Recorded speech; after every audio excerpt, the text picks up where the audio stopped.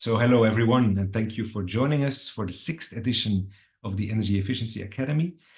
This platform is designed to assist you in comprehending and applying the new Energy Efficiency Directive in Europe. It's a collaborative effort involving the Odyssey Muur project, the European Council for an Energy Efficient Economy, ECEEE, and Leonardo Energy, an initiative by the European Copper Institute. Leonardo Energy is one of the active contributions that copper wants to bring in advancing the energy transition. Today marks a new chapter in our academy as we explore the pivotal role of the public sector in achieving the EU's energy efficiency targets. The recast of the EED reinforces the requirements for public buildings with the aim of transforming the existing public building stock into nearly zero energy or zero emission buildings. And to guide us through this enlightening session, we have two esteemed speakers, Jean-Sébastien Broc and Dimitris Athanasiou, both senior experts at IEECP and, I guess, well-known figures in the EU energy efficiency community. They will provide insights into the main changes in the EU context and offer an overview of measures implemented by member states to enhance energy efficiency in public buildings. And following their presentation, we're honored to have Alan Ryan join us on stage. Alan is the Public Sector Program Manager at the Sustainable Energy Authority in Ireland, and he as well is a distinguished name in our academy. So together they will delve into a discussion on the myriad benefits of energy performance in public buildings. I will stop sharing my screen, so let's welcome our speakers to the virtual stage. Dimitris, the floor is yours.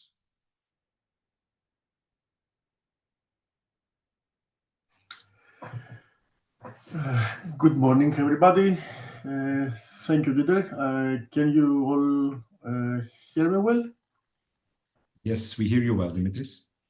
Perfect. So, yes, the topic today is about the public sector and more specifically about public buildings, which is very crucial for achieving our energy and environmental targets. I suppose, yes, our presentation today includes three parts. The first part is about, we're going to try to provide you the EU background with regards to public buildings. It will mostly build on the new framework under the Energy Efficiency Directive, but we will also try to make links with other crucial elements of the legislation, the legislative package. Then we will provide an overview of some available data with regards to Article 5 and 6 of the current EED. And finally, we want to build on energy and to present some energy efficiency measures observed through various packages. So let's start directly with the first part, where I'm gonna try to very short and quickly present to you the new framework, if you want, about public buildings. But before I start with public buildings, it is important to mention that buildings in general are quite crucial for achieving our energy efficiency and environmental targets. It is well known that buildings are responsible for almost 40% of final energy consumption in the EU and about 36% of greenhouse gas emissions. Without the contribution of the building sector, it is going to be very difficult to meet our targets. Now, within the building sector, today we're going to focus on public buildings, which by its own can be considered a very crucial and economic actor, and it can be assumed that it is responsible for around 5 to 10% of the total final energy consumption in the EU. Now I'm talking about the public sector, but public buildings are estimated to consume about 2% of the final energy consumption in the EU. So, okay, the figures may look small, but if you think to the full extent, it is super important that we make all the efforts, we take all the efforts, and to reduce these figures. Then I would also like to mention that when it goes to the existing legislative requirements for purchasing and renovation of existing public buildings, this today only applies to public buildings owned and occupied by the central government, which represent around 10% of all public buildings. So this is also something to be considered. And finally, as an introduction, I would also like to mention that observed payback time for energy efficiency investments in public buildings can be estimated around to 8.3 years. And I mean, these figures mostly come from the impact assessment of the Energy Efficiency Directive, but also from other sources, including the DEEP platform.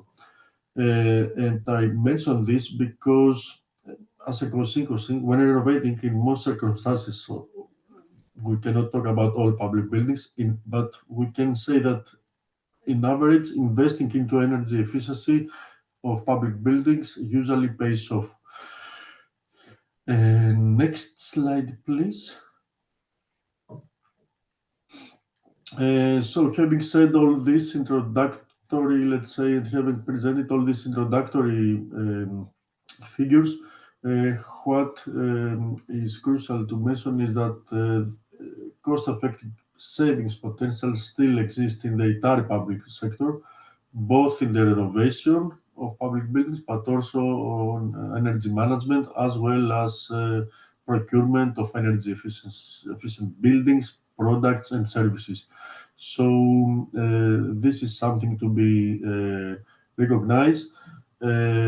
We all know that the EED, as it stands today, already recognizes the exemplary role of public authorities through the obligation to renovate annually 3% of central government buildings, and also about procuring buildings, products, and services with high energy efficiency performance. But the problem, one of the problems for this minor, if you want, or limited, better if you want, limited achievement of the saving potential is maybe that the existing obligations today only target cost-effective savings in the central government sector, which represent a small part of public authorities. So again, from the evaluation of the EED and the impact assessment, we can already estimate that there is a need to extend the scope of the requirement to all public administration levels, but also increase the annual renovation rates. And this means both increase the renovation rates, but also the depth of the renovations. And finally, yes, there is also a need to strengthen monitor reporting for public buildings.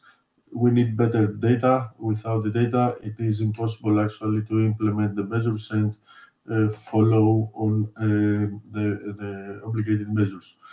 Here I would also like to mention that the renovation wave strategy already highlighted the need to step up renovation rates and depth, including for public buildings, and this is quite evident because one of the three focus areas of the renovation wave actually addresses directly renovating public buildings. Next slide, please. So yes, having said that, the new framework under the EED provides, if you want, a holistic approach towards energy efficiency in the public sector, including public buildings. So first of all, we have a new article, Article 5, which is about addresses all the whole public sector. And here there is a need to reduce the final energy consumption of all public buildings. Then new Article 6 addresses directly the public buildings. And finally, Article 7 is about purchasing and procurement. So yes, it is important to grasp all the potential from the public sector. So as I will explain in the next slide, it is, it starts first of all with a new definition about public buildings, which, as you see now, includes national, regional, and local authorities. So we're moving from the central government to a more holistic approach, and it is important to exploit all the existing potential at all levels: national, regional, and local authorities.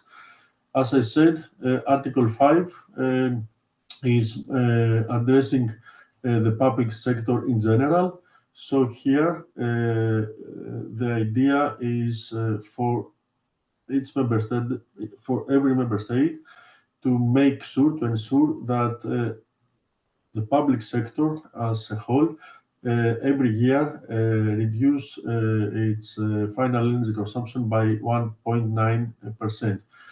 Okay, the article provides some exemptions and also provide a sort of methodological framework, but and it also allows for a transition period until 2027.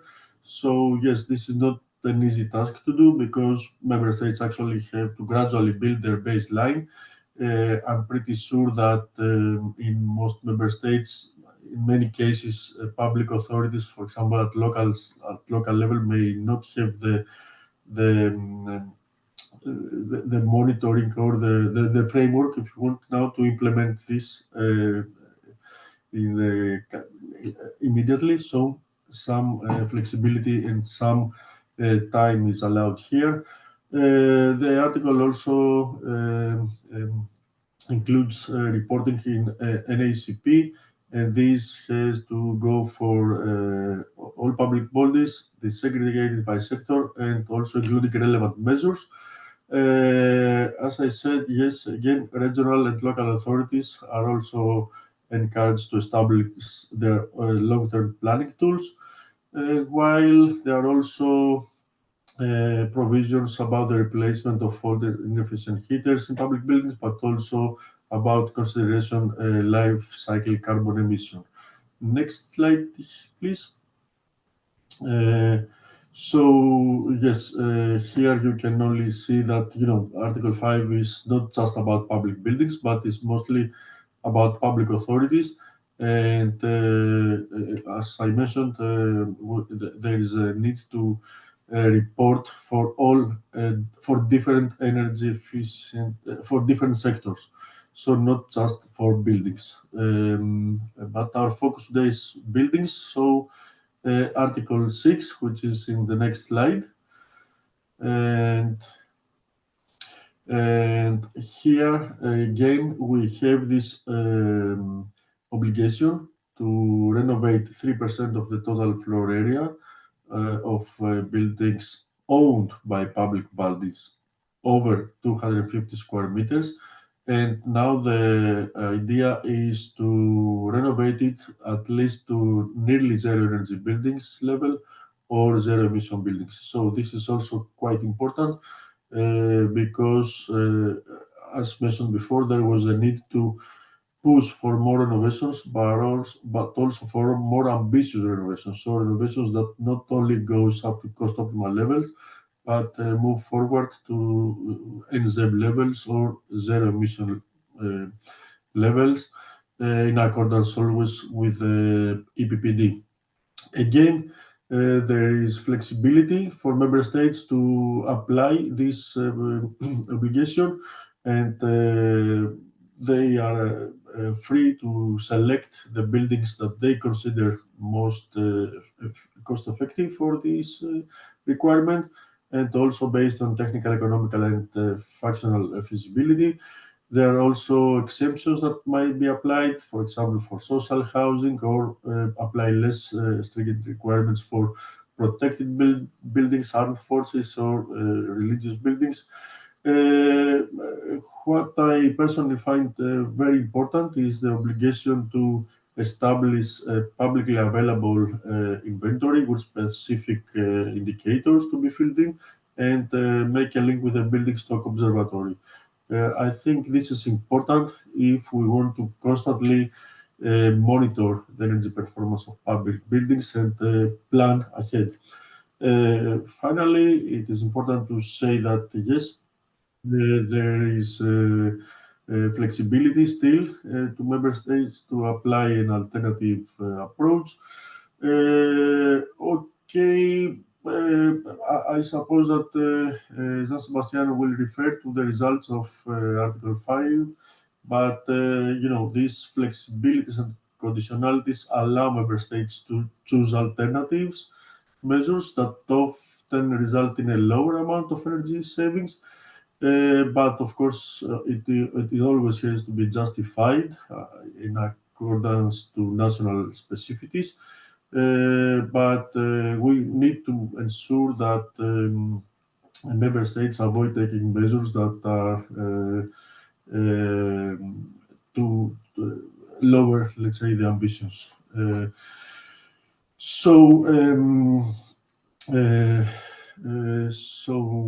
Next slide, please.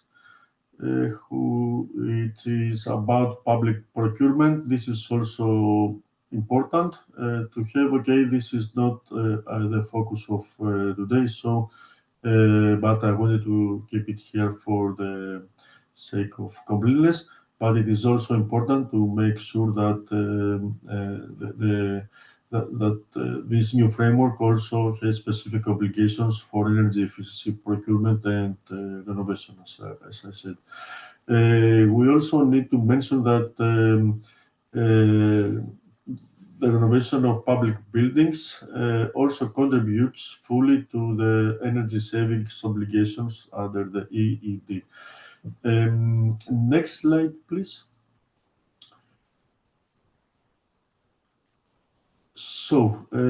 Finally, it is also important to mention that yes, there are also important synergies with other directives, especially the Energy Performance of Buildings Directive, which has recently been agreed, but we are still waiting for the final text to be publicly available. As you may all know, there is already an existing obligation for public buildings to be nearly zero energy buildings by 2018, and there is also an obligation for public buildings to issue and display an energy performance certificate. These provisions now have been strengthened, and with regards to the APBD, I would like to mention that yes, public buildings are part and should be part of the National Building Renovation Plan. This was the case already for the long-term renovation strategies. In most strategies, member states had a dedicated session about public buildings. Now, the new framework and the new Article 4 about the National Building Renovation Plan includes more details about it, and one can easily see that there are indicators in Annex 2. So yes, I believe that this is also linked with the inventory we discussed that before under the EED, and the links to the Building Stock Observatory. Now, similarly to what we have in the previous CPPD about the energy, about NZEBs, similarly now there is the obligation for new public buildings owned by the public sector, public bodies, to be zero-emission buildings from 2028. The obligation for all other buildings is 2030. There is also an obligation for public for public buildings to gradually install solar energy from 2027 up to 2030. And again, buildings owned or occupied by public buildings must issue an energy performance certificate, and this has to be displayed in a clearly visible place. Finally, in the Renewables Energy Directive, in Article 15A, if I'm not mistaken, there is another requirement about buildings, or encouragement, if you want, that allows, that should encourage public buildings to install to provide their roofs for public or mixed private and public buildings to be used by third parties to install their solar energy or PV panels or other renewable energy sources. So I think this provides a holistic approach for the public sector, and we believe that yes, the public sector can really play a significant role, not just to minimize, to contribute to the energy efficiency targets, but also because it brings a lot of additional and wider benefits. It reduces the cost for public sector, which can also be translated in less taxes for citizens and so on. But it also creates the necessary culture, not only among the public sector, but also because of its visibility to all citizens, if you want. So I will keep it there, and yes, I will now pass the floor to Jean-Sébastien, and yes, if you have any questions, I will be here for the rest of the discussion. Many thanks. Thanks a lot, Dimitris, and indeed you already have some questions in the chat if you want to chat. I will continue with a quick, very quick overview of data published by the Commission about the member states reporting of what was before Article 5 and now it's Article 6 of the EED about the renovation obligation for until now central government buildings, and let's say for the next years, as Dimitris explained, that's now a broader scope, also including local authorities, for example. But keep in mind that for the next slide, that's the scope until last year, so focused on central government buildings. So looking at the past and the achievement of the first period 2014-2020, as Dimitris explained, you have two groups of member states, the ones who choose what is called the default approach, so the target of renovating an equivalent of 3% per year of their central government buildings that are not yet up to an energy efficient level. And the other group is the ones who choose alternative approach, when they can also use other type of other ways to reduce energy consumption, including, for example, behavioral measures, but also reducing basically the areas used by the public bodies. That shows quite a mixed picture, especially we see some differences in the two groups and more achievements and even very high overachievement in the groups of the alternative approach, which may raise some questions about the way it is monitored, and more difficulties for the member state who choose the default approach, but still showing that it's possible, because a few ones even overachieved, and let's say more or less half, if we include the ones that were close to achievement, more or less half were achieving the target. So let's say the two messages here is that there are very different results, but that it's possible.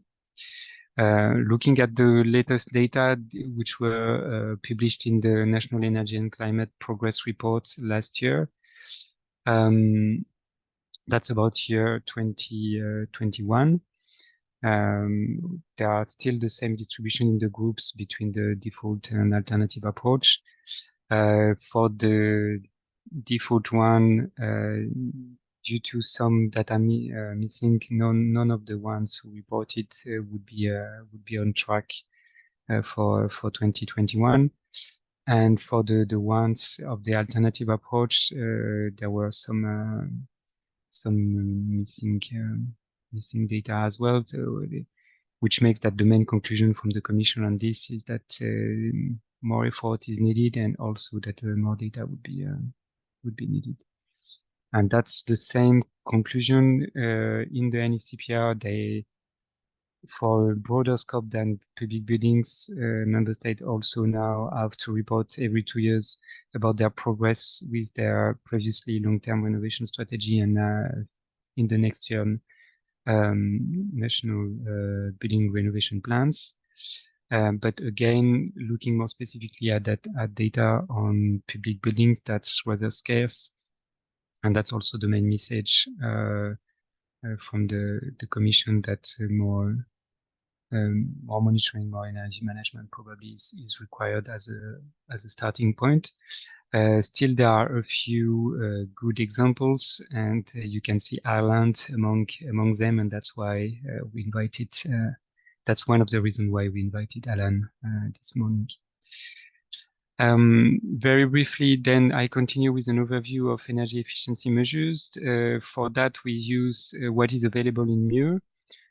Just to clarify the scope, because I saw that in the chat already there were questions about public residential building, like social housing, for example.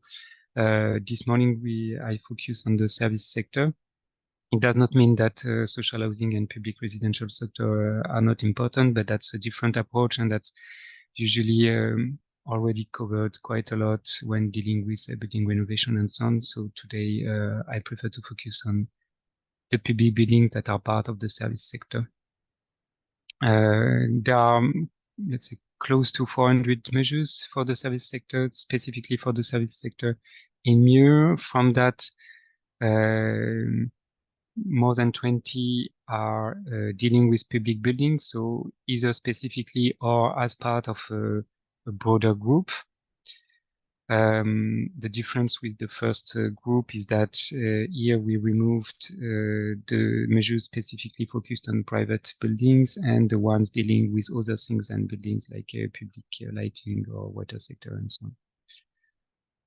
And at the end, to identify interesting measures, we look at more specifically at more than 150 measures, removing, I didn't enter the figure, but that's about 70 measures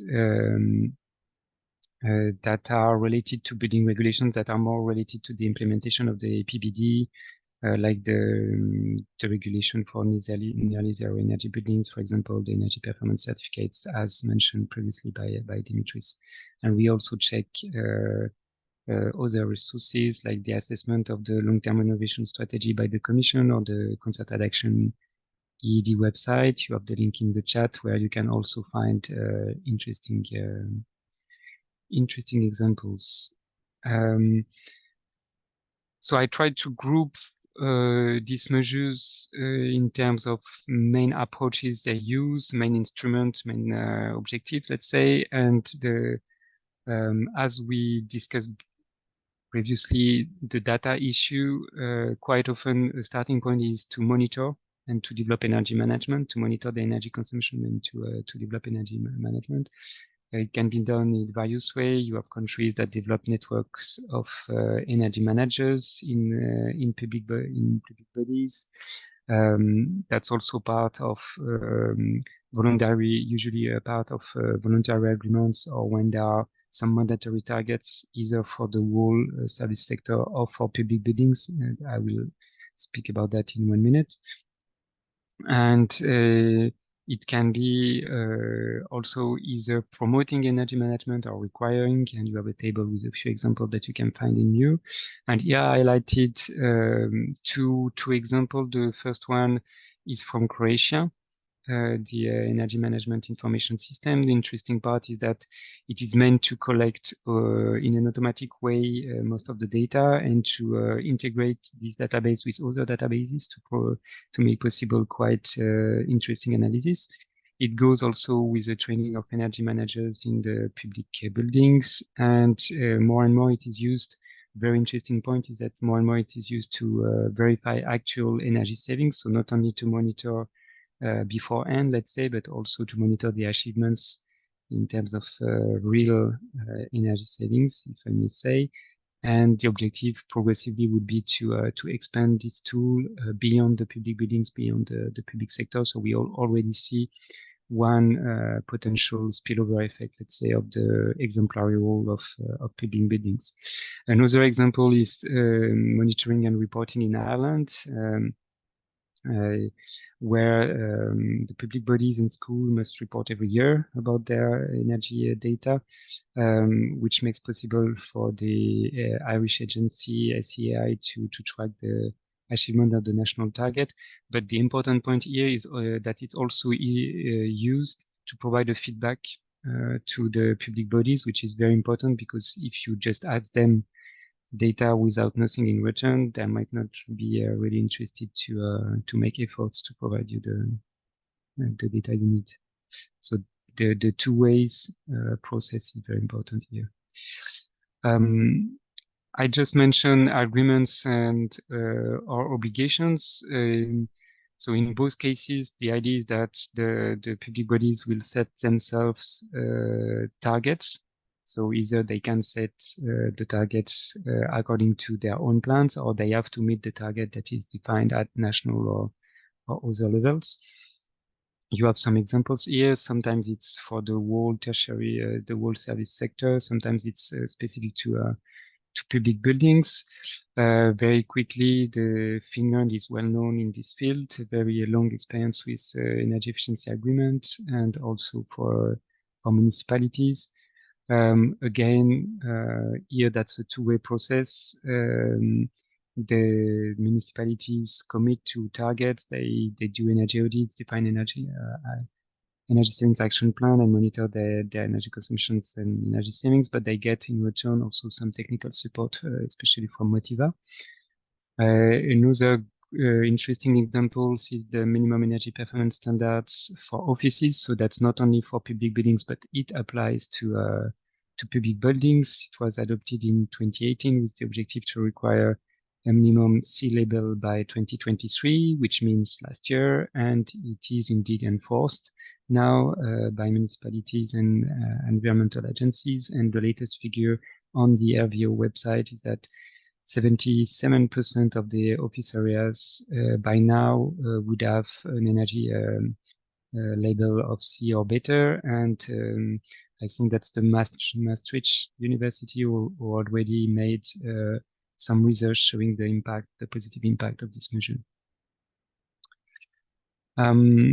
You can have also complementary approaches in terms of a dedicated body that provides a kind of one-stop shop for public building renovations. That's the case in Slovenia with the Project Office of Energy Renovation of Public Buildings that was first developed for the implementation of an operational program, so the use of EU funds to make it effective, and especially with a good quality assurance process.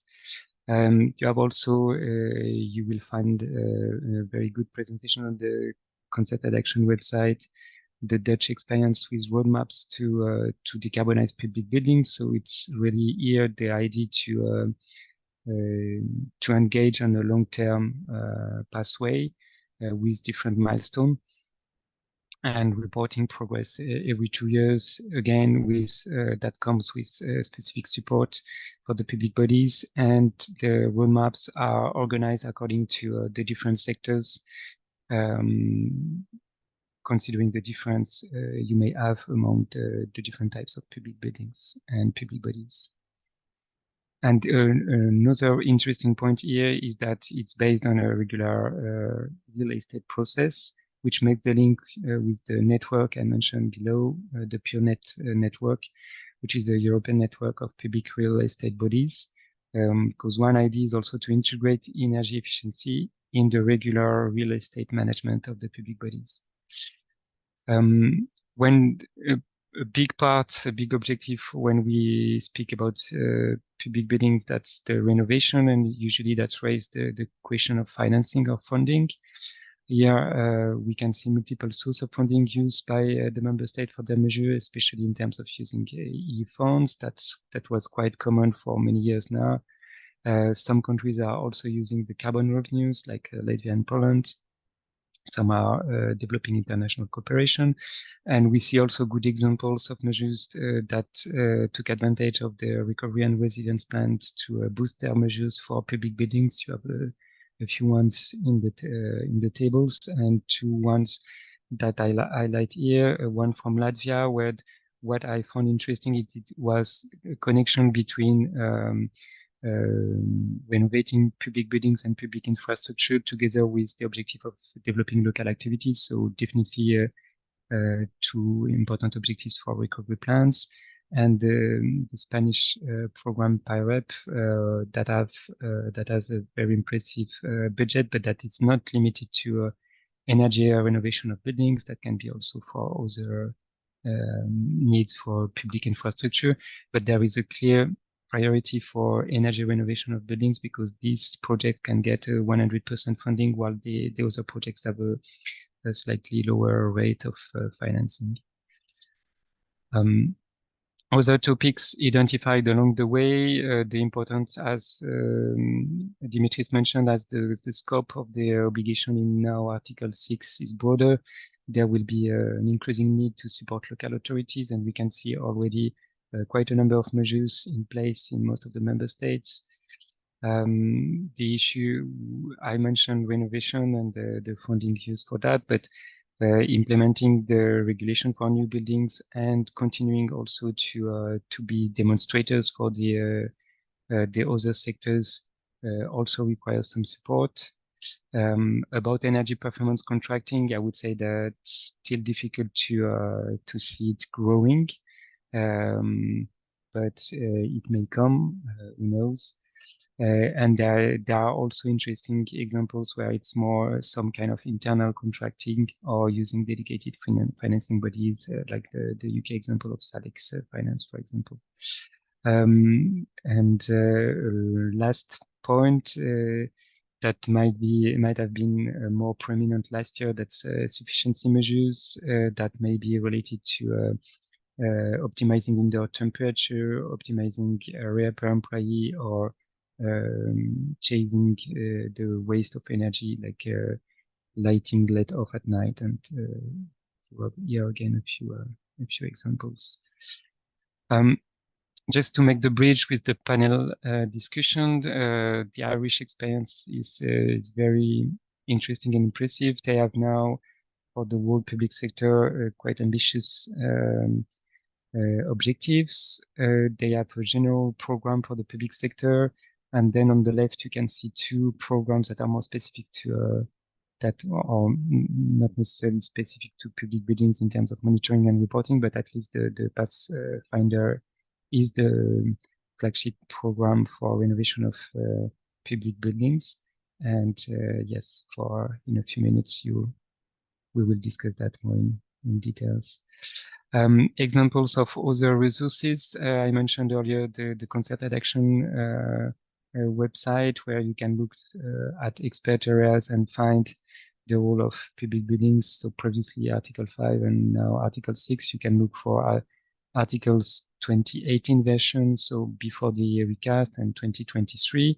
For the moment, probably better to look at the 2018 page, because the resources for the examples implementing the recast will come from now on. So you will find more examples on the page listed here. I think in the chat, you already got the link to the Prospect Plus project that facilitates experience sharing and peer-to-peer learning among local authorities, with a dedicated handbook on public buildings. You can also check the ERA data project that developed a tool to assess multiple benefits of renovating public buildings. So And that's just a sample of resources and tools that are available out there. So they definitely a lot can be done. Thanks for your attention. We've been a bit longer than planned, but we still have time for discussion. There will be 2 more webinars on the public sector and public buildings in this series of the Energy Efficiency Academy. So book your calendar. 17th of March, we go to Sweden, and 17th of April, we go to Italy. Don't forget to register to if not done yet, subscribe to the newsletter of December to get news. And I'm very pleased now to welcome Alan Ryan, Public Sector Program Manager at the Irish Agency, to the stage. Good morning, everybody. Can you hear me? Yes, we can hear you very well. Good. Yeah, I'm very interested in what you're saying. It's a big task, but there's a lot of potential. Yes, maybe we can start with that. So how do you see the new provisions on public buildings? As yes, Ireland has a lot of experience in this field. So do you see it still challenging, or you think Ireland will need, for example, to develop new programs or to reinforce the existing programs? Yeah. Excuse me. I think I have the man flu. So we've been at this a while, but then every EU state is doing something. We developed, I suppose, to give a bit of context, we developed a monitoring and reporting system about 10 years ago, and they report at organizational level. And there's been an energy efficiency target on about 350 public bodies that we report and benchmark every year. And that really motivates when you track them, and there's an accountability structure behind that where they have to be responsible to the ministry for performance. That really drives the public bodies to perform and become more energy efficient. So that's worked quite well. And over the in about 2017, they introduced what's called a Pathfinder program, which started about 3 million energy funding, capital funding to retrofit buildings, and it started with light to medium measures. And in the last 2 to 3 years, it's risen substantially. It's now about 60 million euro a year. And its main focus is to work with the sectoral leads, so schools, people who are responsible for schools, people who are responsible for health buildings, people who are responsible for local authority buildings, to inject money, seed money into getting them starting projects, building teams for projects, for big projects. And it's done at 100 plus buildings so far. And I think I sent some videos there. Yeah, you can see the videos on that link of some schools. And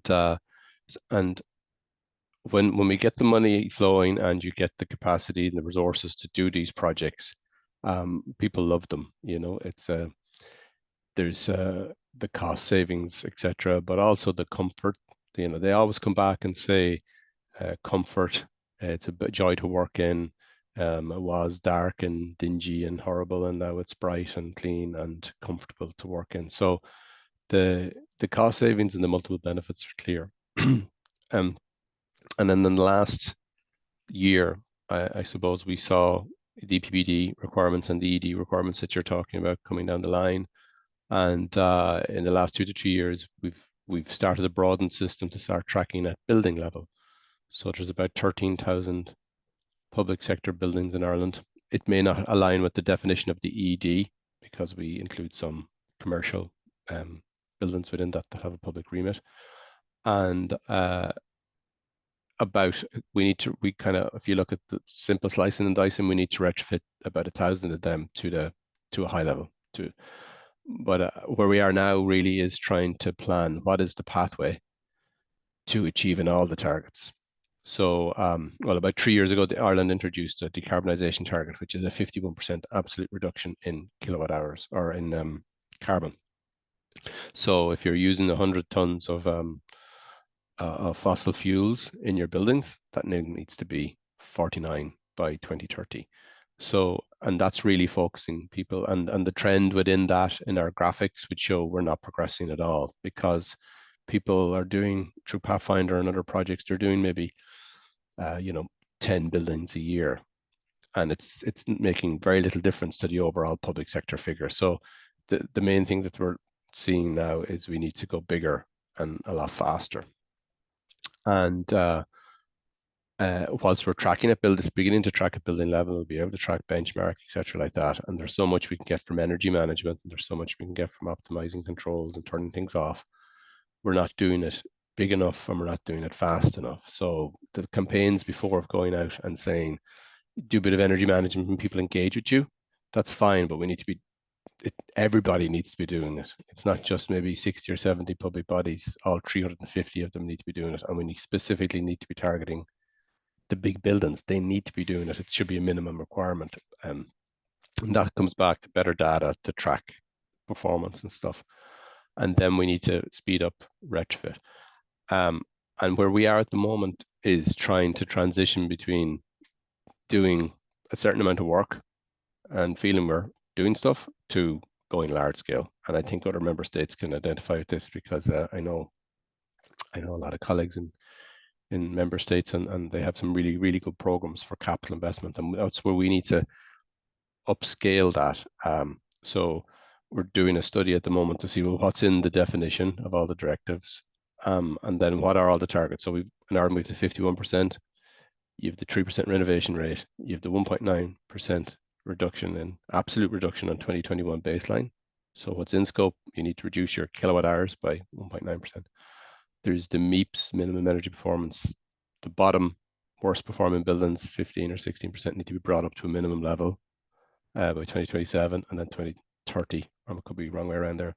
But there's a minimum bottom level performance of buildings that is unrelated to the size of the building. And then there's the solar requirements. So public bodies, when we go and talk to them and they're planning this, they're kind of going, well, where do I start? Which is more important?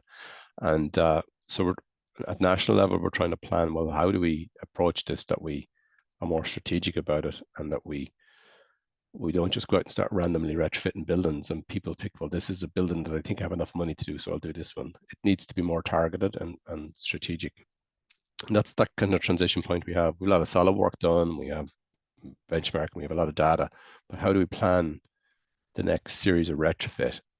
And we did a study with we got DG reform money, and they co-sponsored a study, and this was about 4 or 5 years ago, before pandemic and prices went crazy, but it's estimated we needed about 10 billion to retrofit buildings, all our public sector buildings, to a B. So that was 4 or 5 years ago. So you can maybe add 50% to that. But even if we become more targeted and just say, listen, even if we just, I like your pyramid, because we're looking at that concept, is that there's a certain amount of buildings we just need to go to NZEB to reach these targets.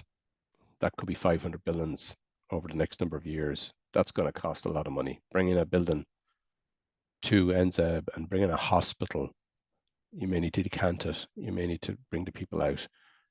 This is going to cost a lot of money, and you got to get it right, and you got to pick the right buildings to do. And you could be 5 years retrofitting that building between you plan it, design it, procure it, and deliver the project. And now we need to, instead of just doing 1 a year, we need to be doing 10. So planning all that NZEB stuff is kind of where the hard work will be. But everybody needs to be doing the basics. Everybody needs to be doing energy management. Everybody needs to be doing benchmarking. Everybody needs to be going back and look at their building controls and optimizing them and getting them working properly. Huge savings in just doing the basics. And then there's this cohort that we need to be taken to NZEB. So I suppose we recognize, I'm sorry, I'm speaking and interrupt me if you need to, but we do recognize that there's cost savings. But at the same time, sorry, Windows come and shine on me. At the same time, the way costs have gone, it's not going to be cost effective. It's not like going to be a case of Ireland invests 10 billion in its buildings and we save $1 billion and it's going to pay for itself in 10 years. We've got to recognize some buildings like schools, they spend €50,000 a year on energy. It may cost $500,000 to $1 million to bring them up to NZEB, if that's eventually we would get there. And that's there's no economics with that. Yeah, I might pause there because I have other points to make, but I'll pause because I've Chad, I think enough I answered your core question of it's No, a no, but great that's challenge, but it's going to take a lot of planning. you indeed covered already quite a list of points. Just and if I would take one important message from what you said, I think it's that until now it was maybe more exemplary project, demonstration project, and so on, and that now we really need everybody to be part of it, as you just said, if we want to achieve the new objectives. You mentioned, just to clarify, to be sure I understood well, you mentioned 10 billion euros. That was the estimate from the study you made with DG Reform, right? And that corresponds to the 1,000 public buildings you mentioned earlier, or that's a different scope? That corresponded to the 13,000. So we know it's a wrong figure. Okay. But we know, if you were to look at that now and you were to bring 13,000 buildings up to a B, you'd be double that at least. Mm-hmm. But things have moved on. That was when Ireland had a target to bring all its public sector buildings up to B, and it looked like when we did the study, it was 13,000 buildings. So it was kind of like the moment an ET phone home when he, I just remember a movie where he gets a cost to do something and it says it's 13 billion and he goes, no, I won't do that. So they changed the target. So it's and obviously to align more with EU, that target to bring all public sector buildings up to a B will probably be shelved and will get more focused. So only a certain amount of buildings will be brought up to NZEB, and the rest of the buildings may be decarbonised to meet these other targets. The rest of the buildings may not get up to NZEB, but they'll be brought up to such a level where they can decarbonise and help the public sector achieve the 1.9%. So we need to be more targeted and spread the money to meet. And I suppose that pathway to get there is not clear. It'll take a lot of planning. The other thing the government is going to have to get used to is allocating more money to this. So at the moment, there's a set amount of money and people think we're making progress, and we are. But to reach all these targets that are out there, instead of investing, well, SEAI invests 60 million, that's given through government, and then there's 50% funding, so the rest of public bodies are putting another 60. So there's a minimum of 120 million happening, and then other public bodies are doing their own thing. But you probably need to be at 3 times that. And we need to be giving signals to the marketplace. There's $500 million of investment coming over the next 5 to 10 years. You need to get upskill for this and have the architects and have the supply chain. But I'm pretty convinced that they will come if they see money starting to flow. So yeah, but you're right. It's getting from a certain level of exemplar focus to making it large scale, making it common practice. And maybe a last question before we open the floor to the audience.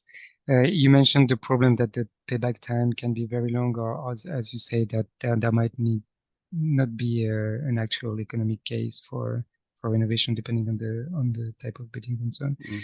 Mm. So based on your experience, what would be then the success factors to get the public bodies committed to renovation projects? I don't know if you saw the Jerry Maguire movie, and there's a guy in that, and he says, "Show me the money." I think the biggest thing is at this level, if you want to go large scale, is to create a funding stream and say there's, and I'm not talking about even 13 billion. I'm just saying, listen, here's 500 million over the next, or 200 million or something over the next 3 to 5 years, and then public bodies can gear up for that. They'll chase the money, so they'll hire the people, they'll put the senior people in place because it has to be spent by a certain time. So they'll get urgency and a bit of impetus to go away and I got a plan project, I got to deliver them so I can get this money because it'll go away. So I think if you structure the finance, and then people will respond, and before the approach was, well, let's build it from the ground up, let's find out what we need to do, and then you apply for the money and then things will happen, but that's not going fast enough. We do need to create like what other member states have done. They've worked through the EIB and they've created chunks of money that then they decide, well, how are we going to deliver it through different mechanisms like EPC and stuff. We need to ramp that up, I think, in Ireland. I think if you give them money, they'll respond. After that, then they'll solve the problems. They'll solve the capacity problems. They'll fire people. They'll overcome. The other thing that we're trying to build in Ireland specifically is governance and accountability. So one thing is to give the money, but then you have to be able to say you are responsible for delivering this target. If it's kind of public sector wide, then it kind of gets hidden a little bit. But if you say to the health sector and the health ministry, you need to deliver 3% and 1.9% in your sector, and you're now accountable for it, and it's going to come back through government that you're not performing, then they will respond as well. We have that governance system a little bit for energy efficiencies for the previous targets, and it worked quite well. So it's just bringing that to the next level.